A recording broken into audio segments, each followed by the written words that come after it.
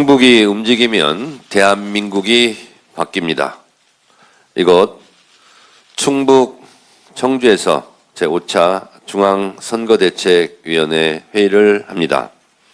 오늘 아침 청주 SK하이닉스 출근길에 출근하는 우리 노동자들에게 아침 출근 인사를 했습니다.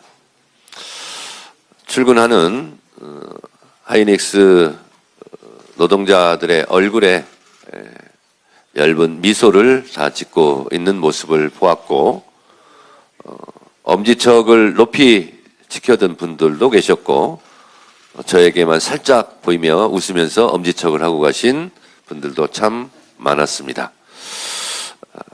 그걸 보면서 한 도시가 잘 살고 커지고 풍요로워지는데 대기업 유치 하나가 얼마나 중요한가, 그 중요성을 새삼 느꼈습니다. 더불어민주당은 국가정상화, 일 잘하는 지방정부를 구호로 상임선거대책위원회를 구성했는데, 제가 몇 달 전부터 딱 점을 찍어놓은 한 분이 있었습니다. 이시종 전 충북도지사입니다. 선거에 8번에 나와서 8번 모두 승리한 8전 8승 선거의 달인이라고 할 수 있는데, 이거는 기술로 되는 달인이라기보다는 그만큼 민심을 얻고 민심이 가라는 대로 갔기 때문에 8번의 선거에서 다 승리할 수 있지 않았을까, 그런 생각이 듭니다. 그런 면에서 이시종 전 충북지사가 지평을 넓히고 모범을 보인 것처럼 충북에서 이번 지방선거에 도전하시는 신용한 도지사 후보, 이장섭 청주시장 후보도 이시종 전 지사의 모범을 따라 좋은 성과가 있지 않을까 기대가 큽니다. 우리가 일상을 살면서 그리고 또 국가를 운영하면서 위기 상황은 항상 발생합니다. 이 위기 관리를 어떻게 하느냐에 따라서 국가의 명운도 그리고 한 사람의 개인의 운명도 많이 좌우될 것입니다. 최근 자랑스러운 대한민국 이재명 대통령의 위기 관리 능력으로 인해서 대한민국의 국운과 실익이 매우 좋은 영향력을 행사하고 있는 사례를 말씀드리겠습니다. 엊그제 대통령께서 이스라엘에 체포된 우리 국민에 대해서 강력한 발언을 하셨습니다. 예전에 볼 수 없었던 외교의 최후의 보루라는 대통령께서 우리 국민을 체포한 이스라엘에 대해서 분노와 규탄을 해 주었습니다. 덕분에 이스라엘에 체포된 우리 국민 2분이 즉시 석방되는 일이 있었습니다. 국가란 무엇입니까? 국민의 생명과 재산을 보호해야 될 책무를 가지고 있습니다. 그런 면에서 대한민국 외교사에서 이렇게 대통령이 자국 국민을 보호하는 데 앞장섰고, 그리고 즉시 석방되는 외교의 쾌거를 이루었다 생각합니다. 또 하나, 삼성 노사가 원만하게 타결된 것, 이것 또한 이재명 대통령의 리스크 관리 역량이 충분하게 발휘된 쾌거라고 생각합니다. 어쩌면 100조 원 이상의 피해, 손실액이 발생할 수도 있는 절체절명의 위기 속에서 노동부 장관이 직접 팔을 걷어붙이고 삼성 노사 조정을 했다는 것은 전례가 없는, 전례를 찾아보기 어려운 그런 일이었고, 또 파업 시간 1시간여를 앞두고 극적으로 타결함으로써 곧바로 그 이튿날 대한민국 증시가 긍정적으로 반응했습니다. 그래서 7,800까지 갔습니다.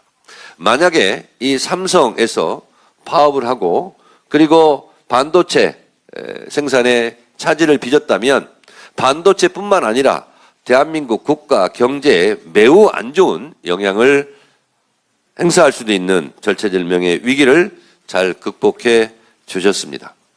저도 타결 직전에 노동부 장관에게 전화를 해서 어떻게 해서든 이것만은 막아야 된다, 이렇게 저도 말씀을 드리고 응원을 했는데 일이 잘 되었습니다. 최근에 벌어진 이 두 가지 사례를 보면 그래도 우리가 대통령 하나는 정말 잘 뽑았다, 이렇게 국민들께서 생각하시지 않을까, 그런 생각이 들었습니다. 이곳 충북은 제가 최고위원회도 몇 차례 했습니다. 그러면서 우리 후보들께, 우리 민주당 출마 예정자들께 충북의 충북이 되어야 한다라고 몇 차례 강조를 했고, 또 작년 예산 전국 때 충북에 있는 우리 국회의원들께서 당대표실로 여러 차례 찾아오셔서 청주국제공항 민간 활주로 이거 꼭 해야 됩니다. 이거 안 하면 다음 선거 못 치릅니다. 그렇게 말씀을 하셨고, 또 옥천에 농어촌 기본소득 지역을 배정을 해야 됩니다.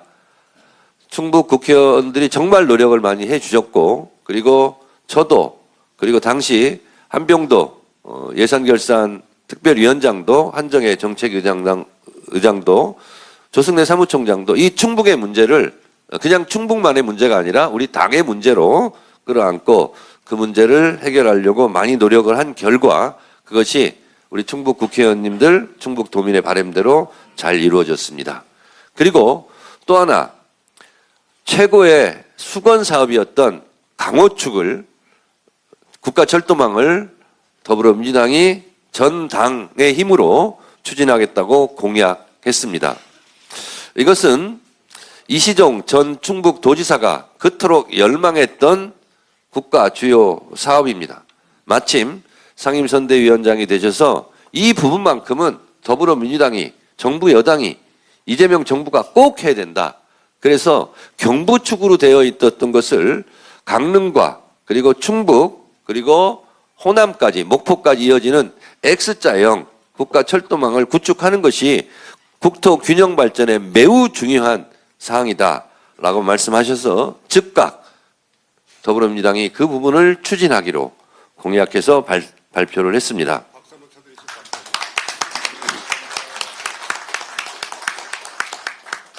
이처럼 더불어민주당은 전 당 차원에서, 거당적 차원에서 충북에 대한 지원을 아끼지 않겠다라는 말씀을 다시 한번 드리고, 충북이 원하는 것이라면 무엇이든 다 해드릴 그런 각오로 오늘 이 자리에 왔다는 말씀을 드립니다. 청주의 미래를 바꿀 사람, 청주시장 이장섭 후보 어디 계십니까? 네. 청주시는 충북 인구의 절반입니다. 청주의 발전이 곧 충북의 발전이 아닐 수 없습니다. 따라서 저희는 청주시 이장섭 후보가 공약한 특례시를 포함한 공약을 전폭적으로 지원하기 위해서 여기 앉아 계신 충북 출신 국회의원들로 하여금 충북도지사, 청주시장이 낸 공약을 실천하고자 하는 공약 실천 TF를 즉각 구성해서 법과 제도, 예산을 정비하고 지원하도록 하겠습니다. 이것은 제가 깜짝 발표하려고 아무한테도 말을 하지 않았던 내용입니다. 충청북도 소속 더불어민주당 국회의원들께서는 충북도지사, 청주시장 후보가 낸 공약을 어떻게 실천할 수 있는지 즉각 실천 TF를 구성해서 가동하시기 바랍니다. 오늘 SK 하이닉스 출근길에도 새삼 느꼈지만 이 SK 하이닉스가 청주 공장을 온 것이 청주 발전, 충북 발전의 결정적 계기가 되었다라고 생각합니다. 그 또한 제가 비하인드 스토리를 들어보니 이시종 전 충북지사께서 SK 최태원 회장께 직접 편지도 쓰고 그리고 이 청주에 투자를 해야 된다 하고 엄청난 공을 들였던 비하인드 스토리를 제가 들었습니다. 이시종 전 충북지사가 SK를 이곳에 유치하는데 혁혁한 공헌을 한 것을 오늘 새삼스럽게 느꼈습니다. 이시종 전 지사의 후예들께서 이 SK 청주 공장이 더 잘 가동되고 더 많은 생산량을 늘릴 수 있도록 최선의 노력을 다해 주시기 바랍니다. 그 과정에서 우리 충북 지역에 있는 더불어민주당 국회의원들께서도 이시종 지사와 함께 합심 노력해서 이렇게 좋은 청주 SK 하이닉스 공장이 이곳에 올 수 있었다는 것에 대해서 당대표로서 감사 말씀드립니다. 이장섭 후보가 새로운 비전으로 청주 시민 앞에 내놓는 공약들입니다. 글로벌 대기업 5대 유치, 1조 유니콘 스타트업 배출 지원, AI 안전특별시 조성, 오송, 옥산, 오창, 북서벨트 미래 신도시 개발을 공약하고 있습니다. 이 또한 당에서 전폭적으로 지원을 아끼지 않겠다라는 말씀을 드립니다. 청주 이장섭 시장과 함께 두 손 꼭 잡고 충북 발전을 이루어야 할 우리 신용한 충북도지사 후보도 기대가 큽니다. 신용한 후보는 청주 출신 진짜 충북 사람입니다. 충북을 위해서 충복이 될 준비가 되셨습니까? 네, 됐습니다. 강호축 철도망 완성과 청주국제공항과 오송 바이오 클러스터를 활용한 국가전략기관 유치로 충북의 성장 동력을 극대화하겠다고 약속했습니다. 무엇보다도 대통령 직속 지방시대위원회 부위원장이기 때문에 이재명 대통령하고도 아주 친분이 있고 많은 부분 힘있게 추진할 여당 후보라고 생각합니다. 많은 기대와 희망을 갖고 우리 충북 도민들의 전폭적인 응원과 지원을 부탁드립니다. 어제 대전 은흥정리에서 대전 지역 출정식 유세가 있었습니다. 유세를 하다 오른쪽을 보니까 스타벅스가 있었습니다. 그래서 제가 얘기했습니다. 스타벅스 나빠! 이렇게 얘기를 했습니다. 대통령께서도 스타벅스 5.18 폄훼 이 부분에 대해서 강력하게 말씀을 하고 계십니다. 그래서 제가 5.18 특별법에 5.18에 대해서 허위 사실을 유포하는 경우만 지금까지는 처벌하게 돼 있었습니다. 거기에 추가하여 강화된 법을 제가 발의했습니다. 당대표가 직접 발의했습니다. 5.18 민주화운동 광주 희생 영령에 대해서 허위 사실 유포로 인한 명예훼손 그리고 5.18 민주화운동에 대한 조롱, 모욕까지 처벌하겠다는 그 조항을 추가로 해서 개정안을 발의했고 6월 3일 지방선거 이후 즉시 국회 본회의를 통과시키도록 하겠습니다. 다시는 역사를 부정하고 인류 보편의 가치인 인간의 존엄성에 대해서 모욕하고 조롱하는 일은 절대로 있어서는 안 되겠습니다. 다시 한번 촉구합니다. 스타벅스 정영진 회장은 다시 한번 국민들 앞에 무릎 꿇고 섰고 대죄하시기 바랍니다. 광주를 중심으로 스타벅스에 대한 불매 운동이 요원의 불길처럼 번질 것입니다. 그러기 전에 다시 한번 고개 숙여 국민들께 사과하시기 바랍니다. 더불어서 어제 대통령께서 국가폭력에 대한 소멸시효는 없애고 끝까지 추적해서 처벌하자는 취지의 강력한 말씀이 있었습니다. 지금 독일에서는 나치에 대해서 미화하거나 옹호하거나 하면 소멸시효를 없애서 끝까지 추적해서 처벌하고 있습니다. 대통령이 말씀하신 만큼 이것도 충분하게 검토해서 당정청이 조율해서 이 부분도 조만간 처리하겠다는 말씀을 드리도록 하겠습니다. 한 가지 추가해서 말씀드리겠습니다. 이처럼 스타벅스 탱크데이 마케팅으로 인한 국민적 분노가 있음에도 불구하고 국민의힘 송원석 원내대표께서 광주에 안 간 이유를 더러워서 안 간다라고 했는지 서러워서 안 간다라고 했는지 아직도 분명하게 말씀하고 있지 않습니다. 오마이뉴스에서 음성 파일을 공개했습니다. 저는 아무리 들어봐도 더러워서 안 간다. 이렇게 저는 들리는데 전 국민 청력 테스트 하고 있습니까?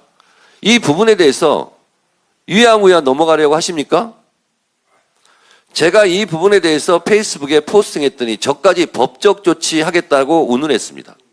그러면 저를 법적 조치하시든가 아니면 사과를 하시든가 둘 중에 하나는 해야 되는 거 아니겠습니까? 제가 받아본 기자들이 티타임 때 받아 쓴 밭글에 보니까 거기도 분명히 더러워서 안 간다. 흐흐흐 이렇게 돼 있습니다. 그럼 기자들이 잘못 받아 적었습니까? 그러면 잘못 받아 적고 잘못 보도한 그러면 허위 기사라는 건데 그 기자부터 빨리 법적인 조치를 하십시오. 안 그러면 사과를 하시든가. 제가 교섭단체 대표 연설을 본회의장에서 할 때 노상훈 수첩 얘기하면서 계엄이 불법 비상계엄이 성공했더라면 저는 이 세상 사람이 아니었다라고 말할 때 본회의장에서 송원석 원내대표 뭐라고 말했습니까? 반인간적 폐륜 발언을 그때 했다라고 다 보도되지 않았습니까? 그것도 정확하게 사과를 하지 않았습니다. 국민의힘 비상계엄에 대해서도 아직 사과하지 않고 있습니다. 그러면서 윤 어게인을 외치는 내란 공천을 하고 있습니다. 국민들의 준엄한 심판이 있을 것이라 생각합니다. 더 늦기 전에 사과하시기 바랍니다. 감사합니다.